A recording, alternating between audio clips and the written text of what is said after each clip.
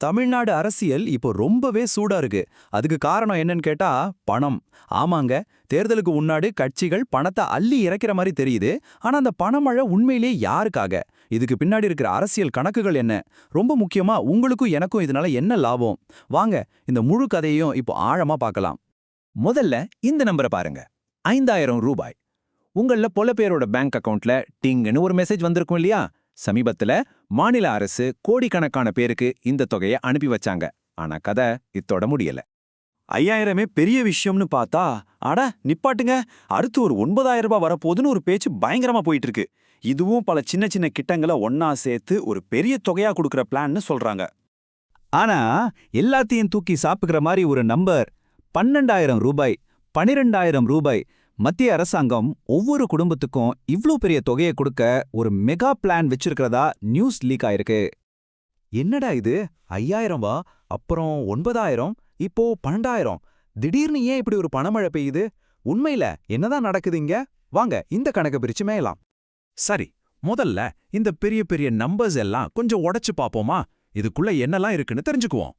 Okay, முதல்ல அந்த 5000 ரூபாய். உங்களை நிறைய பேருக்கு அந்த பணம் வந்திருக்கும். தமிழ்நாட்டில் கிட்டத்தட்ட 1,30,00,000 பெண்களுக்கு பேங்க் அக்கவுண்ட்ல வந்த பணம் இது. ஆனா ஒரு நிமிஷம், இது மொத்தமும் புது பணம் கிடையாது. ஏற்கனவே கொடுத்துட்டு இருக்கிற அந்த கலைஞர் மகளிர் உரிமை தொகை இருக்கு இல்லையா, அதோட 3 மாச பணத்தை அட்வான்ஸா கொடுத்துருக்காங்க. கூடவே ஒரு 2000 ரூபாயை கோடைக்கால சிறப்பு தொகுப்புன்னு ஒரு பேர்ல சேர்த்து கொடுத்துருக்காங்க. சோ இது ஒரு காம்போ பேக் மாதிரி. அடுத்தது அந்த 12000 ரூபாய் கணக்கு. இதுவும் கிட்டத்தட்ட அதே ஃபார்முலா தான். இதுவும் புதுசா கொடுக்கற பணம் இல்ல. ஏற்கனவே விவசாயிகளுக்கு கொடுக்கற PM கிசான் நிதி, அப்புறம் கேஸ் சிலிண்டர் மானியம், உர மானியம்னு தனித்தனியா இருக்கிற எல்லா சப்சிடியும் ஒன்னா சேர்த்து மொத்தமா ஒரே பேமெண்டா கொடுக்க போறதா சொல்றாங்க.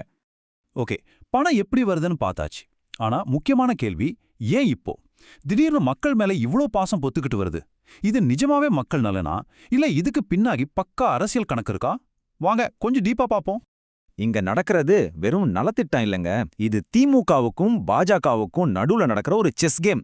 மாநில அரசு 5000 ரூபாய் கொடுத்து ஒரு மூவ் வச்சா அதை செக் வைக்க மத்திய அரசு 12000 ரூபாங்கிற காயை இறக்க பாக்குது. அதாவது திமுகவோட திட்டத்தை மக்கள் மனசுல இருந்து கொஞ்சம் மங்கடிச்சு தமிழ்நாட்டுல நாங்களும் இருக்கோன்னு காட்ட பாஜக போடுற ஒரு மாஸ்டர் பிளான் இதுதான்னு அரசியல் நோக்கர்கள் சொல்றாங்க.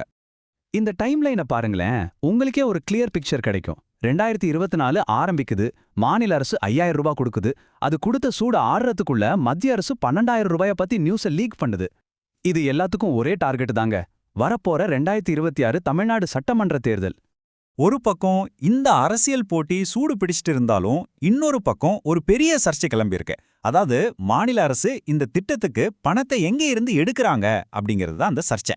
வாங்க அது என்னன்னு பார்க்கலாம்.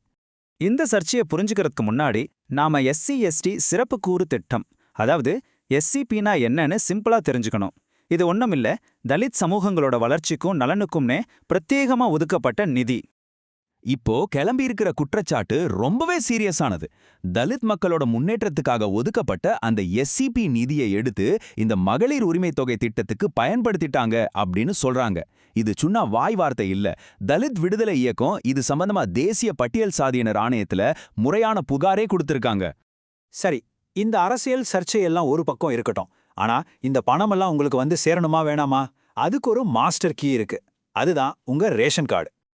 இத மட்டும் கொஞ்சம் கவனமா கேட்டுக்கோங்க, ரொம்ப முக்கியம். உங்க ரேஷன் கார்டுல சின்னதா ஒரு தப்பு இருந்தா கூட இந்த பண உதவி கிடைக்காம போறதுக்கு சான்ஸ் இருக்கு. அதனால இந்த 3 விஷயத்தையும் இன்னைக்கே செக் பண்ணிடுங்க. 1, உங்க கார்டுல இருக்கிற எல்லா மெம்பர்ஸ்க்கும் EKYC பண்ணியாச்சா?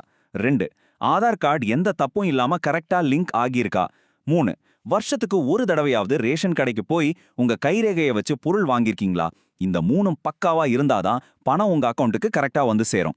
புதுசா ரேஷன் கார்டு அப்ளை பண்ணணும், இல்ல ஏற்கனவே இருக்கிற கார்டுல ஏதாவது கரெக்ஷன்ஸ் பண்ணணும்னு நினைக்கிறவங்களுக்கு ஒரு சின்ன அப்டேட். இப்போ எலெக்ஷன் நடக்கிறதுனால அந்த வேலைகளை தற்காலிகமா நிறுத்தி வச்சிருக்காங்க. ஆனா நீங்க கவலைப்பட வேண்டாம், ஆன்லைன்ல அப்ளை பண்ணி வைக்கலாம். எலெக்ஷன் முடிஞ்சதும் உங்க அப்ளிகேஷனை எடுத்து ப்ராசஸ் பண்ண ஆரம்பிச்சிடுவாங்க. சரி, இதோட இந்த பணமழையோட சீசன் முடிஞ்சிருமா? இல்ல இது வெறும் ட்ரெய்லர் தான்? மெயின் பிக்சர் இனிமே தான் வரப்போகுதா? அடுத்து என்னென்ன வாக்குறுதிகள் காத்துட்டு இருக்குன்னு ஒரு பார்வை பார்க்கலாம். இப்பவே திமுக தரப்புல இருந்து பேச்சுக்கள் ஆரம்பிச்சிருச்சு.